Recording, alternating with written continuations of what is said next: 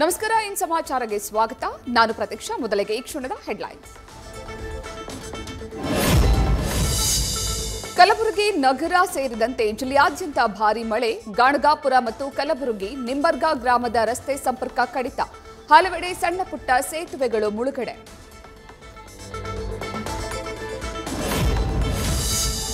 ಬೀದರ್ ಸೇರಿದಂತೆ ರಾಜ್ಯದ ಹಲವಾರು ಜಿಲ್ಲೆಗಳಲ್ಲಿ ಮಳೆಯಾರ್ಭಟ. ಮೈದುಂಬಿ ಹರಿತಾ ಇವೆ ಹಳ್ಳ-ಕೊಳ್ಳಗಳು ಹರಿತಾ ಇದ್ರೂ ಕುಡಿಯುವ ನೀರಿಗೆ ಬರ.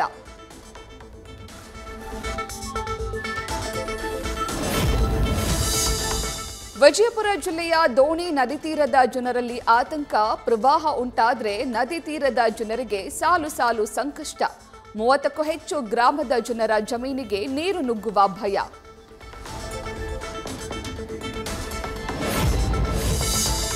ಮಲೆನಾಡು ಭಾಗದಲ್ಲಿ ಮುಂದುವರೆದ ಮಳೆಯಬ್ಬರ. ಶಿವಮೊಗ್ಗದಲ್ಲಿ ಜೀವ ಕಳೆ ಪಡೆದುಕೊಂಡ ನದಿ ಹಾಗೂ ಜಲಾಶಯಗಳು. ನದಿಗಳಲ್ಲಿ ನೀರಿನ ಹರಿವು ಹಾಗೂ ಡ್ಯಾಂಗಳಲ್ಲಿ ನೀರಿನ ಮಟ್ಟ ಏರಿಕೆ.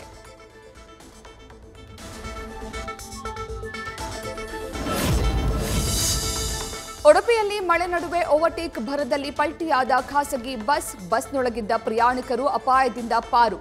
ಹಲವರಿಗೆ ಸಣ್ಣ ಪುಟ್ಟ ಗಾಯ, 4ವರಿಗೆ ಗಂಭೀರ ಗಾಯ.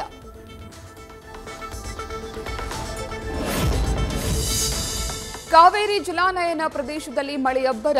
ಕೆಆರ್ಎಸ್ ಡ್ಯಾಂ ಒಳಹರಿವು ಮತ್ತಷ್ಟು ಏರಿಕೆ. ಜೂನ್ಗೂ ಮೊದಲು ಒಳಹರಿವು ಹೆಚ್ಚಳದಿಂದ ರೈತರಲ್ಲಿ ಮಂದಹಾಸ.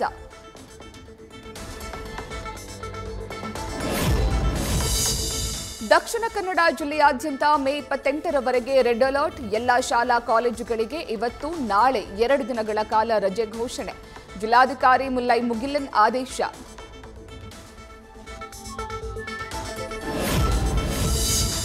ಕಾಫಿನಾಡಲ್ಲಿ ನಿನ್ನೆ ಒಂದೇ ದಿನ ದಾಖಲೆಯ ಮಳೆ. ಒಂದೇ ದಿನ 222 ಮಿಲಿಮೀಟರ್ ಮಳೆ ದಾಖಲು. ಮೂಡಿಗೆರೆ ತಾಲೂಕಿನ ಬಣಕಲ್ ಹಾಗೂ ಕೊಟ್ಟಿಗೆಹಾರದಲ್ಲಿ ಅಧಿಕ ಮಳೆ. ಕಲಬುರಗಿ ನಗರ ಸೇರಿದಂತೆ ಜಿಲ್ಲೆಯಾದ್ಯಂತ ಮಳೆ ಆರ್ಭಟ. ಅಫ್ಜಲ್ಪುರ ಪಟ್ಟಣದಲ್ಲಿ ರಸ್ತೆಗಳು ಜಲಾವೃತ. ಮನೆಗೆ ನುಗ್ಗಿದ್ದ ನೀರು ಹೊರಹಾಕಲು ಪರದಾಡಿದ ಜನ. ಮಹಾರಾಷ್ಟ್ರದ ಪಶ್ಚಿಮ ಘಟ್ಟಗಳಲ್ಲಿ ಧಾರಾಕಾರ ಮಳೆ. ಕೃಷ್ಣಾ, ದೂದಗಂಗಾ ಮತ್ತು ವೇದಗಂಗಾ ನದಿಯಲ್ಲಿ ಹೆಚ್ಚಾದ ಒಳಹರಿವು. 3 ಕೆಳಹಂತದ ಸೇತುವೆಗಳು ಮುಳುಗಡೆ.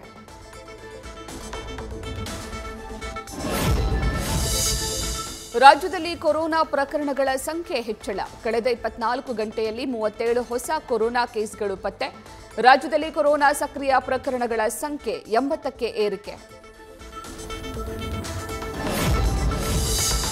ದಕ್ಷಿಣ ಕನ್ನಡ ಜಿಲ್ಲೆಯಲ್ಲೂ ಒಬ್ಬರಿಗೆ ಕೊರೋನಾ ಪಾಸಿಟಿವ್. ಮೈಸೂರು ಭಾಗದಲ್ಲಿ 3 ಪಾಸಿಟಿವ್ ಪ್ರಕರಣ.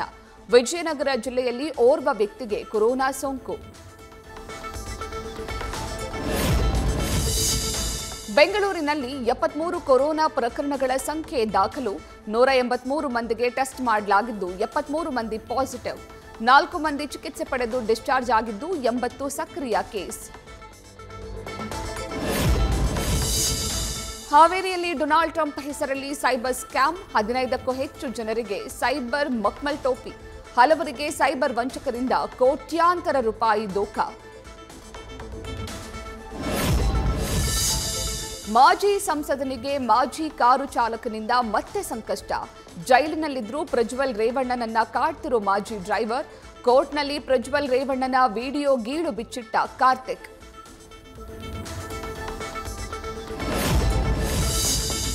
ಆಂಧ್ರಪ್ರದೇಶದ ತಿರುಮಲ ಘಾಟ್ನಲ್ಲಿ ಚಿರತೆ ಪ್ರತ್ಯಕ್ಷ. ಚಿರತೆ ಓಡಾಟ ಕಂಡು ವಾಹನ ಸವಾರರು ಗಾಬರಿ. ಕಾರ್ನಲ್ಲಿದ್ದ ಪ್ರಯಾಣಿಕರ ಮೊಬೈಲ್ನಲ್ಲಿ ದೃಶ್ಯ ಸೆರೆ.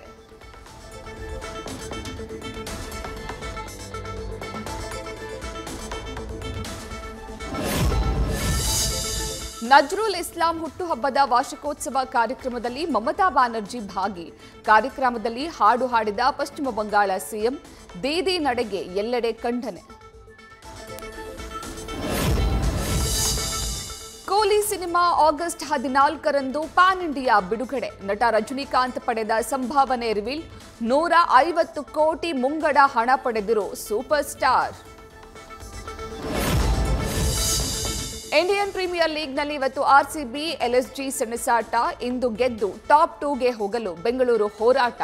ಅನೌಪಚಾರಿಕ ಪಂದ್ಯ ಆಡಲು ಲಕ್ನೋಗೆ ಪ್ರತಿಷ್ಠೆ. ಐಪಿಎಲ್ 69ನೇ ಪಂದ್ಯದಲ್ಲಿ ಪಂಜಾಬ್ ಕಿಂಗ್ಸ್ಗೆ ಗೆಲುವು. ಮುಂಬೈ ವಿರುದ್ಧ ಗೆದ್ದು ಕ್ವಾಲಿಫೈಯರ್ 1ಗೆ ಎಂಟ್ರಿ.